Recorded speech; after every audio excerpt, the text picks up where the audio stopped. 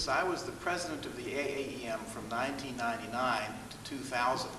I was the president at the annual meeting that was held in Philadelphia, which was quite a success. We were asked 4 questions to answer for this videotape. The first was, what issues were you facing while you were president, both within the association and in the external environment?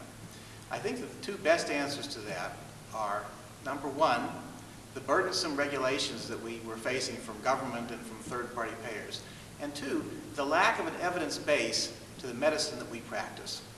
I feel that if we have a very strong scientific basis to electrodiagnostic medicine and to neuromuscular medicine, that we will have a much stronger position in scope of practice issues and also in advocacy issues. The second question that was asked me was, what is your fondest memory as president? There's no question that my fondest memory as president is all of the people. The AAEM staff, the board members, the other association members. They were like a family to me while I was an officer and a board member. I think that one of the best features of the AAEM is its user-friendliness. This organization has much less of an old boys network feel to it than other organizations I'm part of. And I think it's much more open to new members and new ideas. And I hope that that tradition will continue in the future. The third question was basically, what changes did I bring to the AAEM, or what did I consider to be my greatest accomplishment as president? I felt that there were 3 of us that were continuing a broadly based strategic plan. Claire Wolfe first, me second, and Dan Dimitru third. So I felt that I was in between those 2 very strong leaders to trying to make our transition from an association devoted to electrodiagnostic medicine only to one that's more broadly based, including neuromuscular medicine.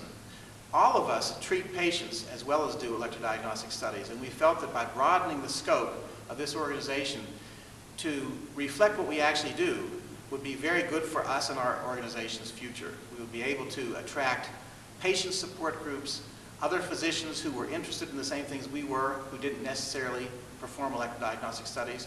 We would get better industry collaborations and probably better collaboration with other societies. One of the aspects of the strategic plan was to streamline the organization. During my year, we stopped getting dressed up in suits and ties for board meetings, and we loosened things up quite a bit that way. We streamlined the committee and task force structure and streamlined the board. We actually got done before we were scheduled to get done. One of the other aspects of the presidency that I'm proudest of is we started to cooperate with societies, other societies, in a different way than we've done before. We formed a practice parameter coalition to join together with the American Academy of Neurology, the AAPM&R, and other societies to come up with broad-based practice parameters that adhere to the highest scientific standards. I think that, along with the strategic plan, are going to be the initiatives started during my presidency that will be most important to this organization in its future. The last question is a very, very general and philosophical one. It said, what was it like to practice medicine, or specifically electrodiagnostic medicine, when I was president?